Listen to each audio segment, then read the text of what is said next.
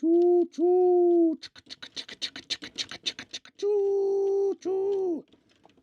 Oh, hello. J7 Bricks coming back at you today with a review of the Nifeliz set. Big boy, 1,818 pieces.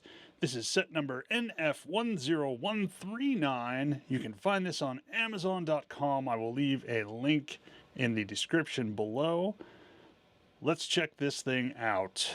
This also has a super shiny cover instruction booklet. Very reminiscent of a Lego instruction booklet. It's actually more like a UCS one because there's a lot of information about the set in here in the beginning, which you would definitely not find on a Lego set for under like a couple $100. This does come with a few of these storage boxes, so if you don't have a lot of plastic or Tupperware like I do to put stuff in, you can fold these up into boxes to dump the parts into. That is super cool. And then there's the finished set itself. This thing is big. How big is it? It starts here and goes all the way up to almost exactly 2 feet 7.5 inches. It is indeed a big boy.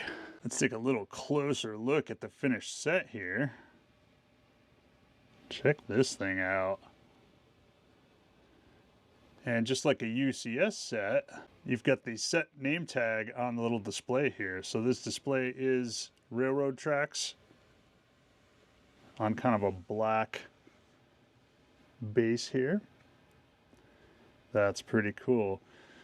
First thing I want to point out is the use of the electroplated silver painted parts. These are super shiny. That is really cool. Adds a really nice touch. And then we've got some gold ones on here as well for some accents there. That is really, really cool. Makes it look really awesome.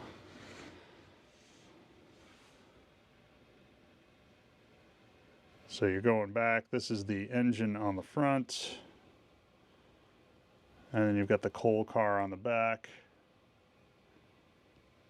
This is the front of the train. So you can see right here where it says Big Boy on the front. That is not a sticker, that actually came on there. And then we've got the Union Pacific piece. That's also a printed part. These two side numbers are stickers over here. So you can see all the detail on the train there.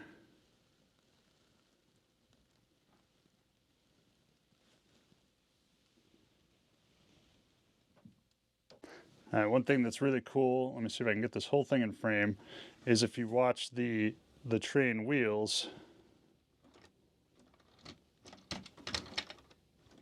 there's not a lot of track, but you can see where the train wheels, all this stuff kind of moves like it would on a real train. That's pretty cool. And there is what the back of the set looks like. So this car is actually hollow inside. So if you had a bunch of little black round Lego studs and filled this up, it would look like coal. That would be pretty cool. And there is the inside of the engineer's station where they're driving the train from. Close-up of that interior, and there's actually, you can see inside, there's actually some flames in there where they throw the coal. There's more of those electroplated parts down here. It's just a very detailed, super cool set, especially if you're into trains. Now, this is a real train. This is the Union Pacific Big Boy. It ran in the 40s. First on the West Coast and then from Denver to Cheyenne. As far as the fit and finish of the bricks, compared to the last Nifeliz set that I built, the medieval set, that set was very Lego-like in its parts and fitment. This set is closer to like Mold King and a lot of the other alt brick brands. The bricks in this set were much harder to put together. They have a much higher clutch ratio than Legos, which will make them stick together well, but it can be kind of hard to put them together in some spots. You have to use a little more force to get them together. There's only a couple of slight issues with this set. So one of them is this tube here is supposed to be the longer tube.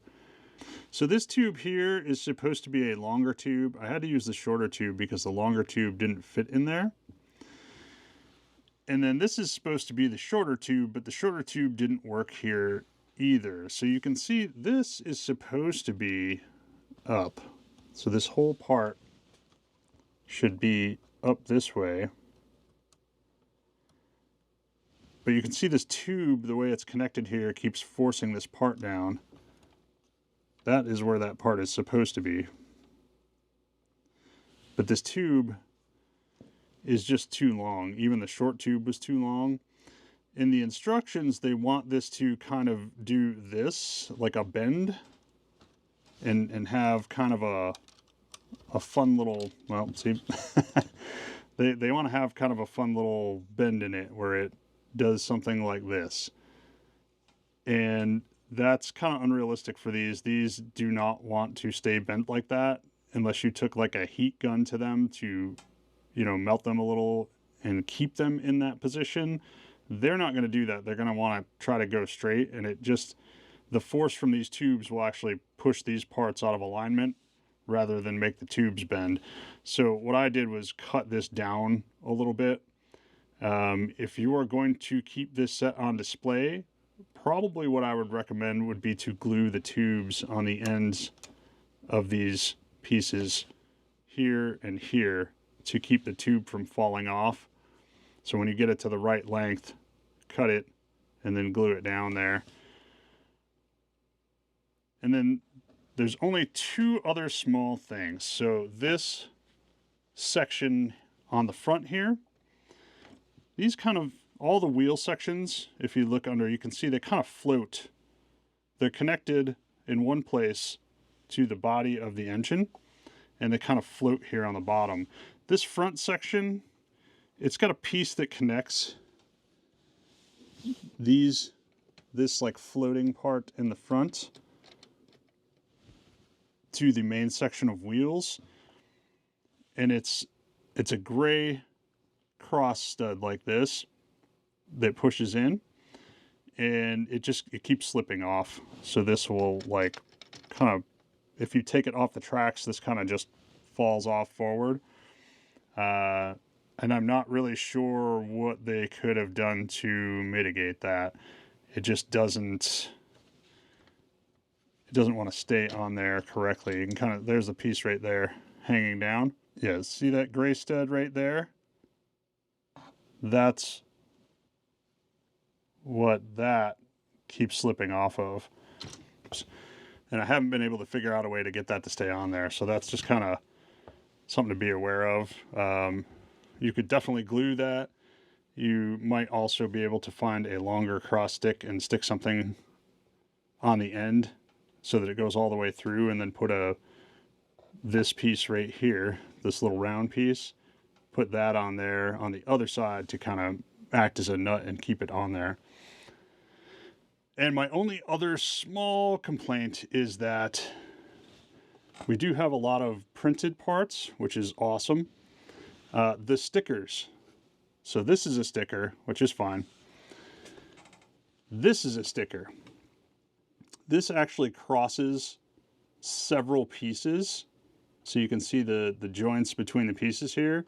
So if you wanted to take this apart, you would have to take this sticker off. And then, you know, once you take a sticker off, it's kind of ruined. You'd have to get a replacement for it. And the same thing is happening on the back here. You can see this sticker crosses several pieces on the way up. So again, if you wanted to take this off, you'd have to take the sticker off and possibly ruin it. The only way I could think to mitigate that would be to take an X-Acto knife and cut the sticker along the part lines if you want to take it apart. That way the sticker stays on the part and you could just put it back together, and you just have split stickers like they do with Lego sets. Other than those little nitpicks, this is a really cool set. Like I mentioned, this set is 1,818 pieces, and right now it's retailing for $69.95 on Amazon, which is where you can pick up all of the Nifeliz sets. So that's a pretty good price for like 1,800 plus pieces. If this was a Lego set, they'd be charging you $180 to $200 for this set. So $70 US, essentially, which is a great price per piece. They are good pieces. I did prefer their pieces in the medieval set they sent, but these are still good, at least equal to, if not slightly better than Mold King pieces, which are very good. So that's great. Great price per piece. It's a fun set to put together.